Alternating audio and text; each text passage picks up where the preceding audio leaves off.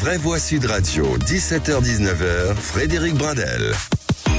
C'est l'heure du coup de projecteur, donc avec cette question que nous vous posons, énergie électrique, hashtag Union Européenne, la France, puissance exportatrice d'électricité, notre réussite passera par 1. Le nucléaire, 2. L'éolien, 3. Les deux cumulés.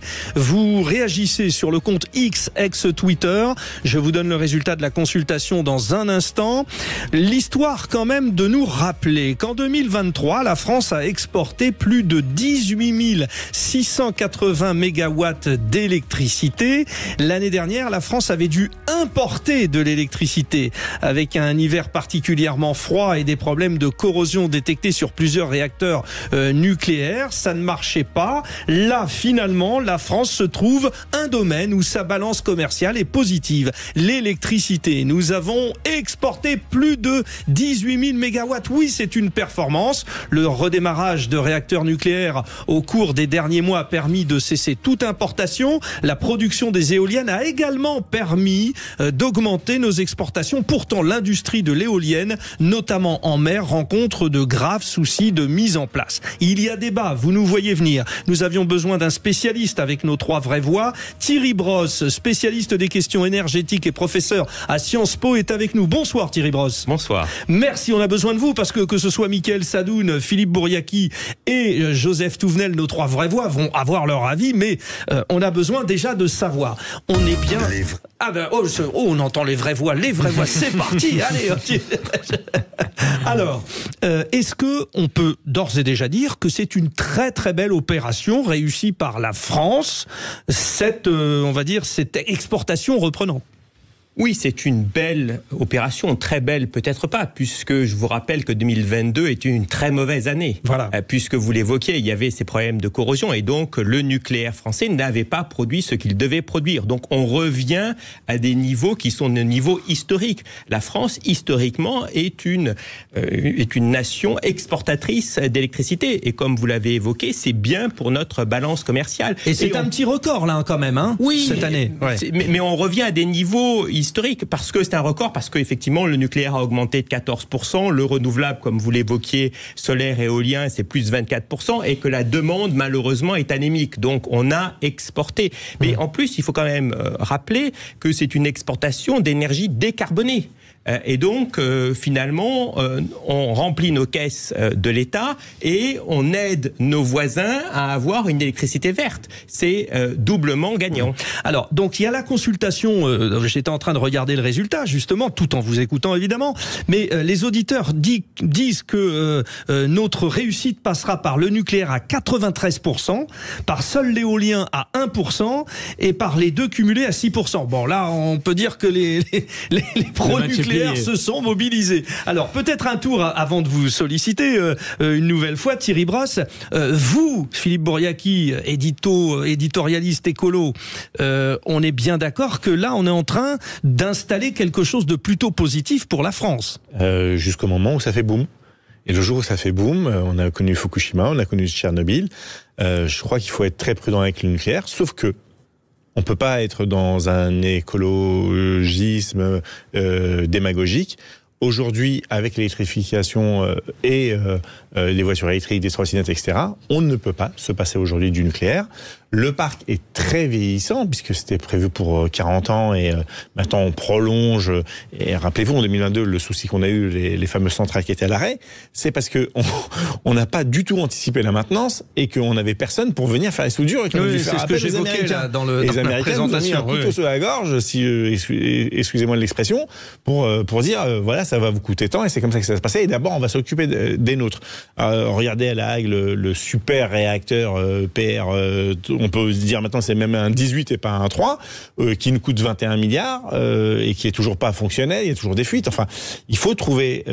pour l'instant, on peut pas s'en passer du nucléaire, c'est clair. Il faut préparer la suite et passer de la fusion à la fission, puisque ça, parce que fission à la fusion. La fission à la fusion, parce que ça, il n'y a pas de déchets, alors qu'aujourd'hui il y a des déchets et on ne sait pas comment les traiter. Et puis, moi, je pense vraiment qu'il faut miser sur l'hydrogène rapidement et être les leaders mondiaux là-dessus. Thierry Brosse, l'expert. Alors, on ne peut pas se passer du nucléaire, vous avez raison, et tout le monde le dit, il faudra du nucléaire et du renouvelable. Alors, pour le renouvelable en France, c'est quelque chose qui arrive après le nucléaire. Dans d'autres sociétés, c'est plutôt l'inverse. Mais même à la COP28, il a été décidé de multiplier la capacité nucléaire par 3. Par contre, pour l'hydrogène, moi, je suis plus sceptique, plus inquiet, parce que c'est quelque chose de compliqué. C'est un gaz qui se gère très mal. Je suis chimiste, c'est un gaz qui reste pas bien dans les tuyaux, qui est très inflammable. Et puis, il faut savoir comment on va le faire, parce que à la fin, il peut y avoir beaucoup de greenwashing dans cette histoire-là. Tout l'hydrogène ne sera pas totalement vert. L'hydrogène, aujourd'hui, d'abord, il n'est pas utilisé dans l'énergie, il est utilisé dans les raffineries, pour nettoyer les coupes pétrolières, et c'est de l'hydrogène gris, c'est-à-dire produit avec du gaz et beaucoup de CO2. Demain, produire de l'hydrogène vert, comme la Commission le voulait en 2019, c'était un beau papier, mais ça n'avait pas de fondement mathématique. Là encore, le challenge est haut placé et difficile d'y arriver. On essaye de cerner le problème. Joseph Touvenel, peut-être sur la partie éolienne. Déjà, j'ai entendu, on ne peut pas se passer du nucléaire, tout le monde le dit. Ça, c'est nouveau. Oui, ça c'est nouveau parce que avant celui qui défend le nucléaire, c'était quasiment un suppôt de Mussolini. Je me rappelle d'avoir entendu une première ministre, un suppôt de Mussolini, qui était très très fière de nous annoncer l'arrêt de Fessenheim et ensuite l'arrêt de tout le nucléaire. Évidemment. Il n'y a pas si longtemps. Hein. Ça va faire 2 ans et demi, 3 ans maximum. C'est-à-dire que le réel a rattrapé les doux rêveurs. Et on le sent bien dans la consultation des auditeurs de Sud Radio. Une partie d'ailleurs du mauvais entretien du parc, ça a été un sous-investissement, mais aussi des gens à qui on dit on va vous fermer, ils vont pas aller ripolliner. C'est aussi simple que ça aussi. Après, Mickaël tout à l'heure nous a dit la science, il n'y a pas que la science, mais la science, elle marche, elle avance. Et donc, le nucléaire, c'est une des solutions qu'il faut améliorer en sécurité. On a parlé de fission, de fusion, etc. Mais pas que. Mais pas que. On peut aller sur ce qu'on appelle le renouvelable. Mais attention, l'éolien, moi j'ai pas envie d'habiter à proximité d'un espèce de gros machin dégueulasse qui tourne en faisant du bruit, qu'on m'amène en bétonnant, machin, etc., qui au bout de 10 ans ne fonctionne plus, et j'en fais quoi? Je parle même pas de ce qui se passe en mer, mais je suis pas contre le principe. Par exemple, il faut travailler sur les énergies marines, sans doute aussi. Enfin, voilà, il y a les voies qui sont ouvertes, mais ça, c'est aux scientifiques, aux chercheurs, d'avancer de façon pragmatique. Parce qu'aujourd'hui, il y a un très bon dossier d'ailleurs dans le Figaro, qui parle de ce problème des éoliennes en mer. Beaucoup d'appels à projets et pas de réponse parce que ce n'est pas rentable. Les Chinois sont en train de phagocyter tout. On en est où sur l'éolien, Thierry Brosse ? Alors, d'abord, je voudrais revenir, tout le monde l'a compris, parce que finalement, on s'est rendu compte que la souveraineté énergétique était la mère des souverainetés. Sans souveraineté énergétique, vous ne pouvez pas ni vous chauffer, ni manger, ni transporter, etc. Et donc, je crois que finalement, l'utilisation de l'arme gazière par la Russie nous a réveillés, malheureusement un peu tard. Alors, pour ce qui est de l'éolien, je crois que on avait, vous évoquiez, tout le monde dit, on avait pendant longtemps essayé de faire croire aux citoyens que la transition énergétique serait gratuite et donc que l'on serait capable de produire de l'électricité éolienne ou solaire pour zéro. Or ça, c'est pas vrai. Et c'est là que le problème de rentabilité se pose. Effectivement. Et donc, vous devez investir pour ça et vous devez aussi investir pour la batterie, pour stocker cette électricité. Et en plus, ça, on ne sait pas le faire.